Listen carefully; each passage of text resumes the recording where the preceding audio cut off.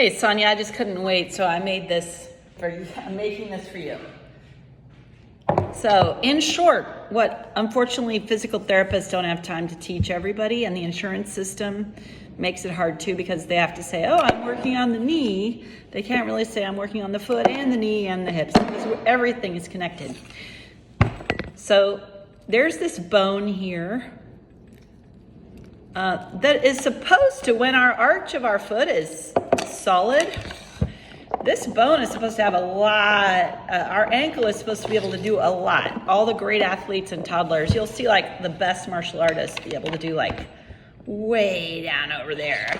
And you know, some of our African dance teachers, they can get this sucker to go way down there. Manju, at least, he was way like that. What happens though, when we are bound up in shoes or our arches start to collapse a little bit, this ankle gets kind of stuck. But this is supposed to be very mobile. This hip joint, supposed to be quite mobile, not so much for hip openers and back bends, different story. But this is a ball, it's supposed to be able to do quite a few things. But this knee, this is a hinge. It's not a linear hinge, you see it's actually kind of curved. But it's a hinge. All this is supposed to stay in place. Well, if this is stuck, then this often gets stuck, and this poor guy starts to wobble, and these ligaments get, torn, stretched. Which one did I tear?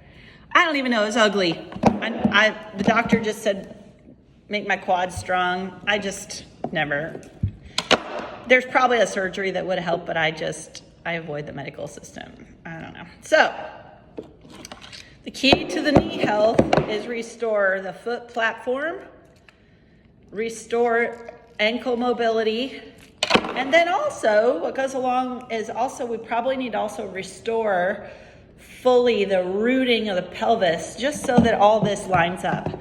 I'm going to give you one exercise right now to do.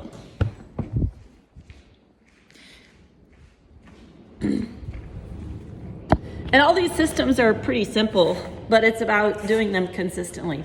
So one thing I can do right here is feel this turning of these lower bones here. Just get that idea that these bones can turn.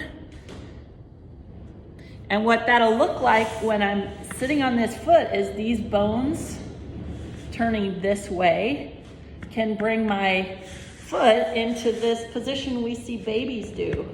Kids and babies, where this outside edge of my calf and you see yoga people do this, the outside edge of my calf and the outside edge of my foot are making contact with the ground.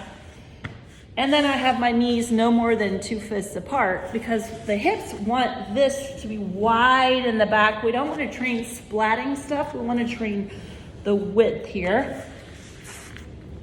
2 fists apart. My back is nice and long. My neck is relaxed.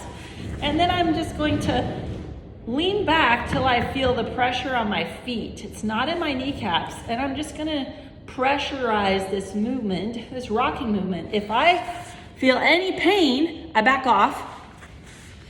I'm going to be on something very yummy and cushy. And if this doesn't work, I have a different variation. So if this doesn't work because you can't put any weight on your knee, I'll give you a different variation. But I've got those baby feet rolling to the outside edge. I get my hips not right on top of my kneecaps. That's actually going to hurt behind my kneecaps. And then I'm going to see how far can I go without taco shell sounds. If I do feel pain, any pinching or pain or taco shell sounds, do I need to have the idea, like I'm pulling the mat this way or pulling the mat this way to get the stability in my knees? And eventually, I get to a point where maybe with my back, my spine nice and long, maybe eventually I sit like this.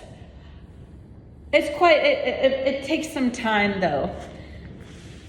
The second thing I would do from here is, you see how I'm kind of kicking my feet just side to side? Oh, sorry. Going right in my hip, which is what, I've had so many problems with my hips and my knees. So it's similar, but I'm letting my legs scoot and then I'm doing just side to side like this. Oh. So all this is based on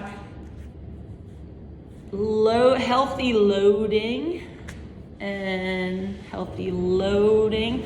We're teaching the hips and knees, how do we load weight? How do we healthfully load weight?